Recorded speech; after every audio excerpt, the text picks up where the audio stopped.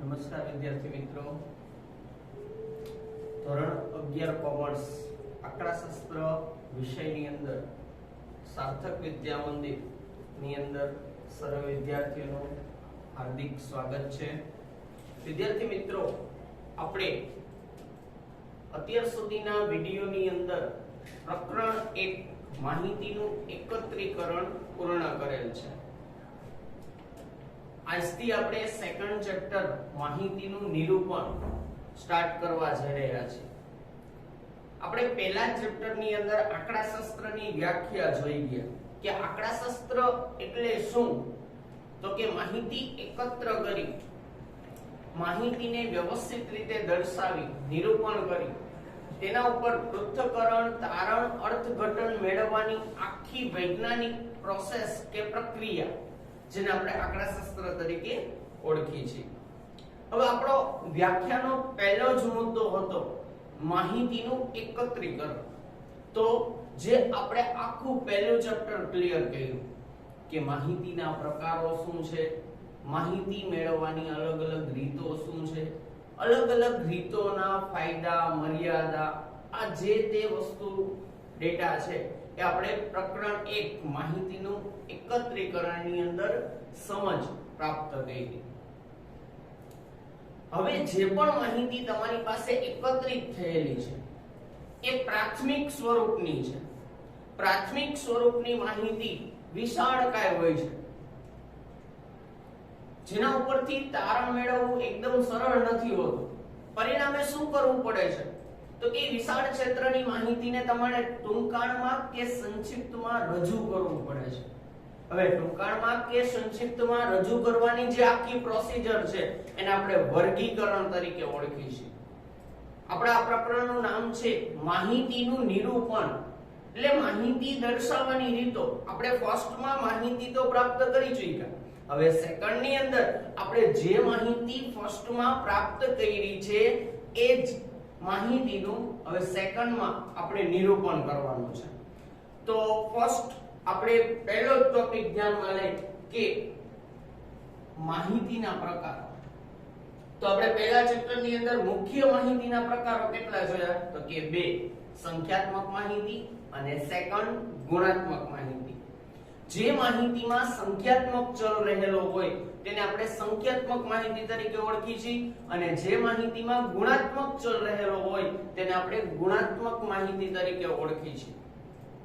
સંખ્યાત્મક ચલ આવક, ખર્ચ, ખરીદી, વેચાણ, ઊંચાઈ, વજન etc કેટલું બધું આપણે આંકડામાં રજૂ કરી છે। તો જે વસ્તુ આંકડામાં રજૂ થાય છે એ બધા સંખ્યાત્મક ચલ કહેવાય, અને જે ગુણધર્મ કે ગુણ સ્વરૂપે રજૂ થાય છે એટલે કે રહેઠાણ છે, વૈવાહિક દરજ્જો છે, વ્યવસાયિક દરજ્જો છે, જાતિ છે, છોકરા છોકરી, પુરુષ સ્ત્રી, તો આ બધાની અંદર ગુણ આવે છે, આંકડા નથી આવતા, તો એને આપણે ગુણાત્મક ચલ કહીએ છીએ। સંખ્યાત્મક ચલ ધરાવતી માહિતી એટલે સંખ્યાત્મક માહિતી, અને ગુણાત્મક ચલ ધરાવતી માહિતી એટલે ગુણાત્મક માહિતી। તો માહિતીનો મુખ્ય પહેલો પ્રકાર સંખ્યાત્મક માહિતી, જે આપણે આગલા ચેપ્ટરની અંદર જોઈ ગયા છે, સંખ્યાત્મક માહિતી, અને સેકન્ડ બીજો પ્રકાર ગુણાત્મક માહિતી। આ માહિતીના મુખ્ય 2 પ્રકાર છે। માહિતીનું નિરૂપણ, હવે જે પણ માહિતી આપણે સંખ્યાત્મક કે ગુણાત્મક પ્રાપ્ત કરી છે એનું નિરૂપણ કરવાનું છે। યોગ્ય, વ્યવસ્થિત, બેસ્ટ રીતે આપણે રજૂઆત કરવાની છે, જે રજૂઆતને આપણે વર્ગીકરણ તરીકે ઓળખી છે। પહેલા તો વર્ગીકરણ શું છે તો કે વિશાળકાય માહિતીને સંક્ષિપ્તમાં રજૂ કરવાની પદ્ધતિ। વિશાળકાય માહિતી આપણી પાસે જે પણ કાંઈ છે એને સંક્ષિપ્તમાં રજૂ કરવી। શું કામ આની જરૂરિયાત રહી તો કે ફર્સ્ટ જ્યારે તમારી પાસે ડેટા કેટલો બધો હશે ને ત્યારે શું કરશો, તમે એના ઉપરથી તારણ મેળવવું અઘરું પડશે। તમે સંપૂર્ણ ડેટા વાંચશો ને તોય સીધું તમે તારણ નહીં મેળવી શકો। જ્યારે માહિતીને કંઈક અલગ રીતે ટૂંકાણમાં સંક્ષિપ્તમાં રજૂ કરી હોય પછી તમારે જો તારણ કાઢવું હોય તો સાવ સરળતાથી તમે તારણ મેળવી શકો છો। તો વર્ગીકરણ એટલે શું તો કે વિશાળ ક્ષેત્રની માહિતીને વિશાળ ક્ષેત્રની માહિતીને ટૂંકાણમાં કે સંક્ષિપ્તમાં રજૂ કરવાની પદ્ધતિ, ટૂંકાણમાં કે સંક્ષિપ્તમાં રજૂ કરવાની પદ્ધતિ, એટલે વર્ગીકરણ. વર્ગીકરણનો વ્યવસ્થિત ખ્યાલ સમજતા પહેલા આપણે અવર્ગીકૃત જે પણ માહિતી છે તેના ખ્યાલને સમજવો પડે. આપણે જે પણ માહિતી એકત્ર કરવા ગયા, આપણે જે પણ માહિતી નોટ ડાઉન કરી છે કોઈ પણ માધ્યમ દ્વારા, તો આપણી પાસે જે પણ ડેટા આવ્યો, જે પણ માહિતી આવી, એ આપણા માટે અવર્ગીકૃત સ્વરૂપની છે, જે પ્રાથમિક સ્વરૂપની જોઈ છે, જે આપણે ફર્સ્ટ ટાઈમ જ મેળવેલી છે. પરિણામે જે ડેટા છે, જે માહિતી છે, એ વિશાળ ક્ષેત્રમાં ફેલાયેલી છે. પરિણામે જે ડેટા, જે માહિતી છે, એ વિશાળ ક્ષેત્રની અંદર ફેલાયેલી છે. બરાબર? એટલે કે સામાન્ય શબ્દોમાં અવર્ગીકૃત માહિતી આપણે કોને કહી શકીએ? તો કે જેનું વર્ગીકરણ થયેલ ન હોય, જેનું વર્ગીકરણ થયેલ ન હોય તેને અવર્ગીકૃત માહિતી તરીકે ઓળખવામાં આવે છે. અને સેકન્ડ વર્ગીકૃત માહિતી, વર્ગીકૃત માહિતી એટલે કે જેનું વર્ગીકરણ થયેલ હોય, જેનું વર્ગીકરણ થયેલ હોય તેને વર્ગીકૃત માહિતી તરીકે ઓળખવામાં આવે છે. જ્યારે તમને માહિતીના પ્રકારો પૂછવામાં આવે ત્યારે હંમેશા તમારે માહિતીના પ્રકારો મુખ્ય બે જ લખવાના છે. ફર્સ્ટ સંખ્યાત્મક માહિતી, સેકન્ડ ગુણાત્મક માહિતી. એના પેટા પાર્ટની અંદર પ્રાથમિક ગુણ આવી શકે છે, એના પેટા પાર્ટની અંદર અવર્ગીકૃત માહિતી, વર્ગીકૃત આવી શકે છે, પણ મેઇન જ્યારે પ્રકાર પૂછવામાં આવે ત્યારે હંમેશા બે જ પ્રકાર આવશે, સંખ્યાત્મક માહિતી અને ગુણાત્મક માહિતી. બાકી જે પણ કઈ માહિતીના આપણે પ્રકારો જોઈ છે એ પ્રકારો એના પેટા પાર્ટની અંદર આવે છે. બરાબર? આપણે વર્ગીકરણ કરવા જઈ રહ્યા છીએ, માહિતીને સંક્ષિપ્તમાં રજૂ કરવા જઈ રહ્યા છીએ. તેનો પહેલો જ ટોપિક મેં માહિતીના પ્રકારોથી સ્ટાર્ટ કર્યો.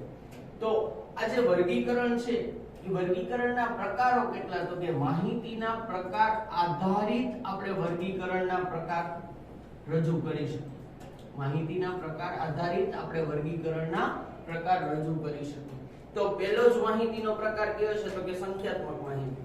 તો પહેલું વર્ગીકરણ આપણું બનશે સંખ્યાત્મક માહિતીનું વર્ગીકરણ. પહેલું જ વર્ગીકરણ આપણું બનશે સંખ્યાત્મક માહિતીનું વર્ગીકરણ. સંખ્યાત્મક માહિતીનું વર્ગીકરણ.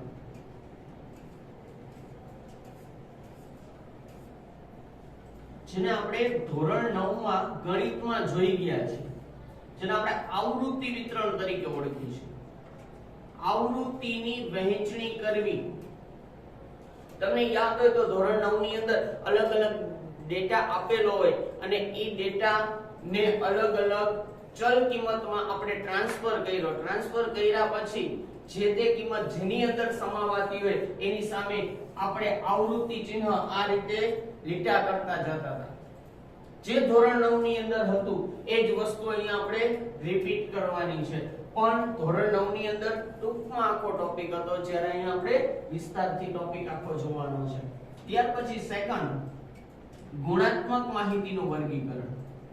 ગુણાત્મક માહિતીનું વર્ગીકરણ, જેને આપણે કોષ્ટક રચના તરીકે ઓળખીએ છીએ, અથવા કોષ્ટકીકરણ તરીકે ઓળખીએ છીએ, અથવા તો કોષ્ટક રચના તરીકે ઓળખીએ છીએ. જ્યારે માહિતી સંખ્યાત્મક હોય એનું વર્ગીકરણ કરો તો તમારે આવૃત્તિ વિતરણ બને છે, અને જ્યારે માહિતી ગુણાત્મક હોય તેનું વર્ગીકરણ કરો તો શું બને છે? કોષ્ટક રચના. જ્યારે સંખ્યાત્મક માહિતી આપેલ હશે, જ્યારે આપણને સંખ્યાત્મક માહિતી આપેલ હશે તો એ સંખ્યાત્મક માહિતીની અંદર સંખ્યાત્મક ચલ રહેલો છે. આપણે પહેલું વર્ગીકરણ જોઈ રહ્યા છીએ સંખ્યાત્મક ચલ રહેલ છે સંખ્યાત્મક માહિતીનું વર્ગીકરણ એટલે હવે આપણે બનાવવા જઈ રહ્યા છીએ આવૃત્તિ વિતરણ તો એના માટે આપણે પહેલા સંખ્યાત્મક માહિતી જોઈએ તો સંખ્યાત્મક માહિતીમાં કેવો ચલ રહેલો છે તો કે સંખ્યાત્મક ચલ જે આંકડામાં રજૂ થાય છે જે સંખ્યામાં રજૂ થાય છે તો જે પ્રશ્નોના જવાબ જે આવક છે ખર્ચ છે ઊંચાઈ છે વજન છે આ બધી વસ્તુ જેનો આન્સર હંમેશા શેમાં આવે છે આંકડામાં આવે છે બરાબર એનો આન્સર આંકડામાં આવે છે સંખ્યાત્મક ચલ સંખ્યાત્મક ચલના અહીંયા સંખ્યાત્મક માહિતીના વર્ગીકરણ કરવાના અનુસંધાનમાં મુખ્ય બે પ્રકાર પડે છે પહેલો અસતત સંખ્યાત્મક ચલ અને સેકન્ડ સતત સંખ્યાત્મક ચલ અસતત અને સતત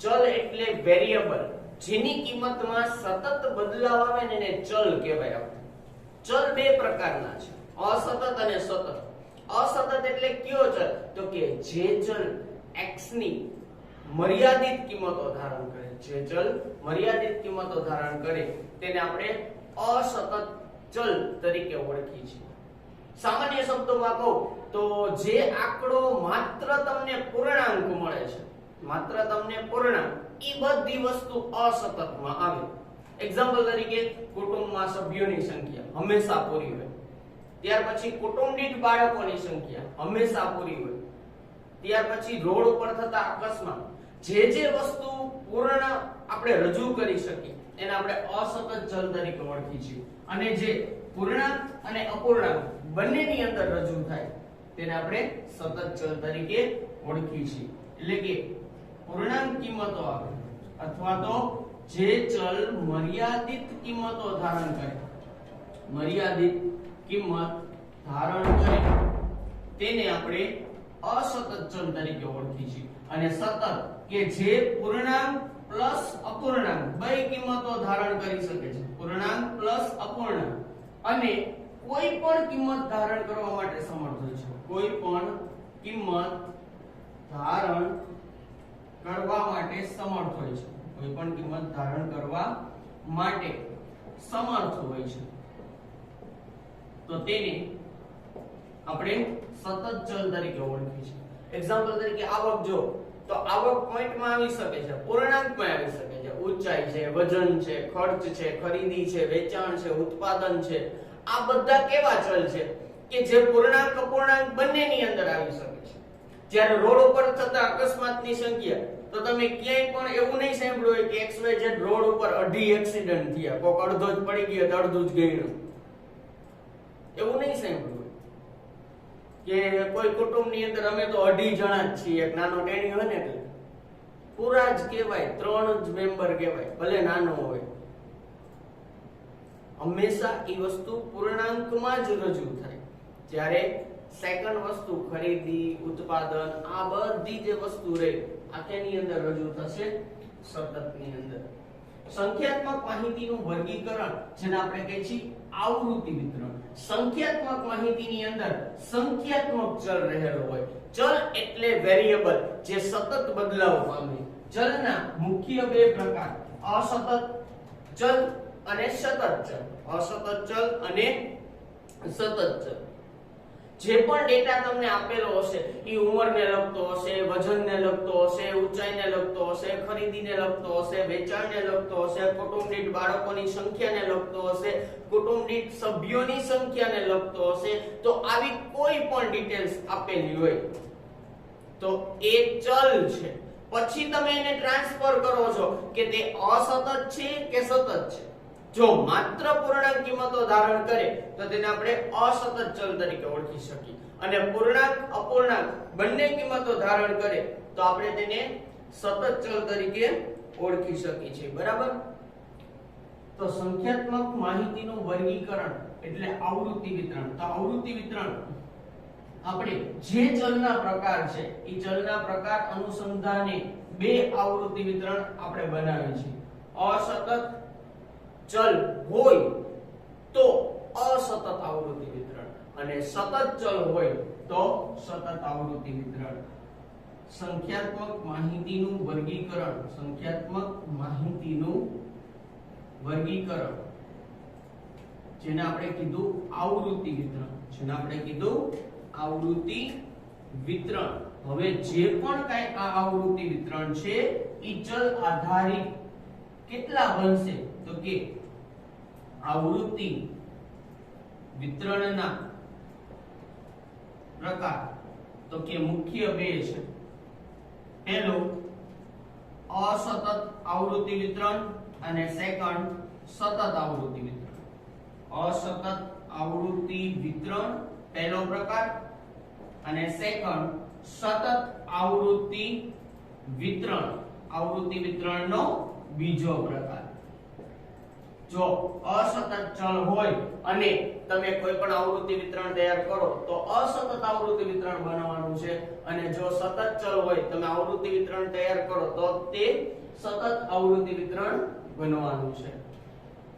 હવે અસતત આવૃત્તિ વિતરણ અને સતત આવૃત્તિ વિતરણ કઈ રીતે બનશે એને બનાવવા માટેની અલગ અલગ જે પણ કાંઈ રીતો છે, જે પણ કાંઈ ટેકનિક છે, જે કાંઈ સૂત્રો છે એ હવે આના પછીના વિડિયોની અંદર જોશું.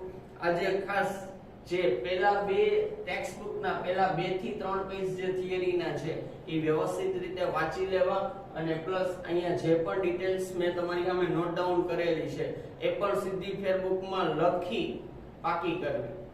નેક્સ્ટ વિડિયોમાં મળશું ત્યારે આપણે અસતત આવૃત્તિ વિતરણ અને સતત આવૃત્તિ વિતરણ તૈયાર કરીશું. આજે આપણે અહીંયા સુધી રાખીએ છીએ.